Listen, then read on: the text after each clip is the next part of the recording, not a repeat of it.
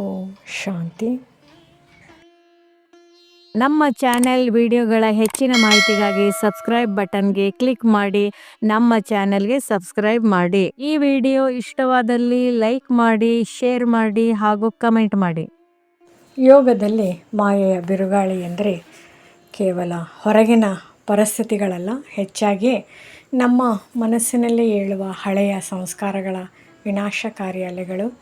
ಇಂದಿನ ಮುರಳಿಯಲ್ಲಿ ಬಾಬಾ ಹೇಳಿದ್ದಾರೆ, ಬಹಳ ದೊಡ್ಡ ಪದವಿಯನ್ನು ಪಡೆಯುವಾಗ ಪರಿಶ್ರಮವಂತೂ ಇರಲೇಬೇಕು.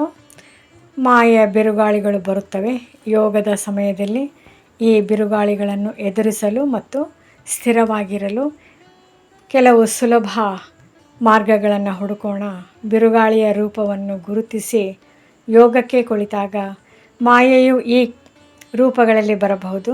ವ್ಯರ್ಥ ಸಂಕಲ್ಪಗಳು, ಅವರು ನನಗೆ ಹಾಗೆ ಅಂದರು, ಮುಂದೆ ಏನಾಗುತ್ತದೋ ಎಂಬ ಚಿಂತೆ, ಹಳೆಯ ನೆನಪುಗಳು. ಬಾಬರವರನ್ನು ನೆನಪು ಮಾಡುವ ಬದಲು ಹಳೆಯ ಲೌಕಿಕ ಸಂಬಂಧಗಳು ಅಥವಾ ಘಟನೆಗಳು ನೆನಪಾಗುವುದು. ಆಲಸ್ಯ ಅಥವಾ ತೂಕಡಿಕೆ, ಬುದ್ಧಿಯು ಏಕಾಗ್ರವಾಗುವ ಬದಲು ಮಂಕು ಕವಿಯುವುದು. ನೋಡುಗನ ಸ್ಥಿತಿ, ಅಬ್ಸರ್ವರ್ ಸ್ಟೇಜ್. ಬಿರುಗಾಳಿ ಬಂದಾಗ ಅದರೊಂದಿಗೆ ಹೋರಾಡಬೇಡಿ.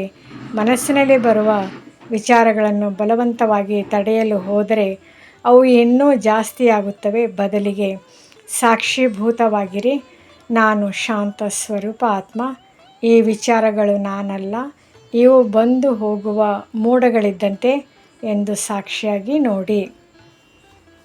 ಬಾಬರವರನ್ನು ಲಿಬರೇಟರ್ ಎಂದು ನೆನಪು ಮಾಡಿ, ಬಾಬಾ ಈ ವ್ಯರ್ಥ ವಿಚಾರಗಳಿಂದ ನನ್ನನ್ನು ಬಿಡಿಸು ಎಂದು ಬುದ್ಧಿಯ ಹಸ್ತವನ್ನು ಬಾಬರವರಿಗೆ ನೀಡಿ. ಬುದ್ಧಿಯ ಬಲವಂತದ ಬದಲಾವಣೆ, ಪಾಸಿಟಿವ್ ರೀಡೈರೆಕ್ಷನ್. ಮಾಯೆಯು ಹಳೆಯ ನೆನಪನ್ನು ತಂದಾಗ ತಕ್ಷಣವೇ ಇಂದಿನ ಮುರಳಿಯ ಯಾವುದಾದ್ರೂ ಒಂದು ಪಾಯಿಂಟ್ ಅನ್ನು ಬುದ್ಧಿಗೆ ನೀಡಿ. ಉದಾಹರಣೆಗೆ, ನಾನು ಅಶಾಂತವಾಗುತ್ತಿದ್ದೇನೆ ಎನಿಸಿದಾಗ ತಕ್ಷಣವೇ ನಾನು ಶಾಂತಿಯ ಸಾಗರನ ಮಗು, ಮಾಸ್ಟರ್ ಶಾಂತಿ ಸಾಗರ ಎಂಬ ಸ್ವಮಾನವನ್ನು 10 ಬಾರಿ ಪುನರಾವರ್ತಿಸಿ ಮಾಯೆಯ ಬಿರುಗಾಳಿ ತನ್ನಷ್ಟಕ್ಕೆ ತಾನೇ ತಣ್ಣಗಾಗುತ್ತದೆ. ಬಾಬರವರ ಸಮಾನಾಂತರ ಸ್ಥಿತಿ.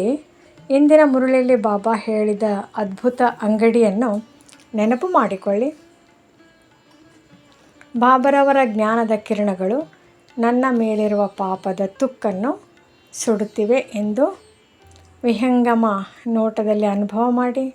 ಜ್ಞಾನದ ಬೆಂಕಿ ಪ್ರಬಲವಾಗಿದ್ದಾಗ ಮಾಯೆಯ ಬಿರುಗಾಳಿ ಅಲ್ಲಿ ಸುಟ್ಟು ಭಸ್ಮವಾಗುತ್ತದೆ.